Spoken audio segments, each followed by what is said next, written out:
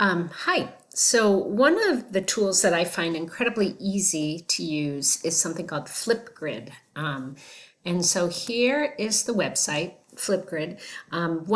Again, I like this because it's super duper easy. Students can get it, or students can use it easily. You can use it easily, and it also gives some verbal and visual. Well, we can see each other, which is nice, especially in the world of emails and text right now. So anyway, you're going to want to sign up. It's free. I actually have an account, so I'm going to open mine up. And it's pretty easy. They actually have a getting started guide. So you could, if you want a little bit more support, or I probably won't show you everything right here. They have a guide right there that can just kind of tells you exactly how to do that, which is great. But let me go back to mine. And I actually just want to show you how that this has how this has looked. So for example, this was a Flipgrid, and if I click on it, you can see it that I made for one of my classes to discuss this syllabus. So when I let me go back to show you what I did. This is my grid, Lane's UNE classes, and if I click on here, I did a grid for the EDU 110 syllabus, so I would just click to view. Now, this is important because actually your students are going to have to log in, and you're going to have to log in. I always log in with Google, and I log in with my UNE account since this is for work. So, and your students are going to need to log in with their UNE accounts. So for example, this is one of my classes. All of my students looked at the syllabus. I got to post an initial response. Here I am, or, I told them what I wanted them to do, and then they all responded. Not all of them did, as you can see, but several of them all kind of talked about questions or things that they had. So I'll just click on Kristen's for a second.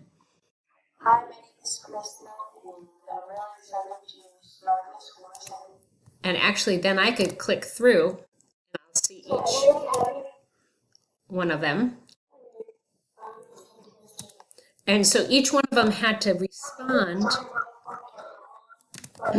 using Flipgrid.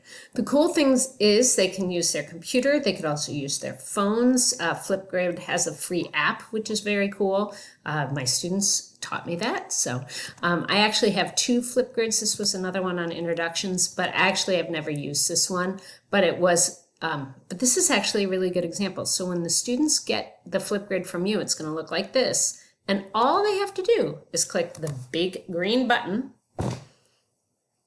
and it'll say, should we allow, basically allow them to use my camera? Now, if not, if they did that on their phone and they want to download it, here it says import video. So that's another one. It's actually not going to let me use my camera right now because I'm using it for you, but it's pretty that easy to respond. You just hit that big green button.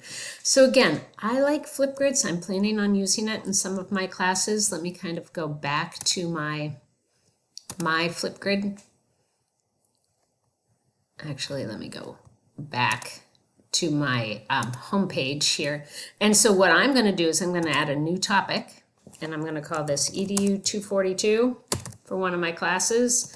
And I don't know, maybe I want to say discussion on the book. Tell me a response to the text or something. For right now, we'll just leave it at that. And then you just say create topic. Now you do have some choices if you want them to do different things. I just go to create topic, and then I just copy that link. I send all of my students that link, and boom, they get right on. So I hope that helps. I'm excited to use Flipgrid, and I hope you get to use it too.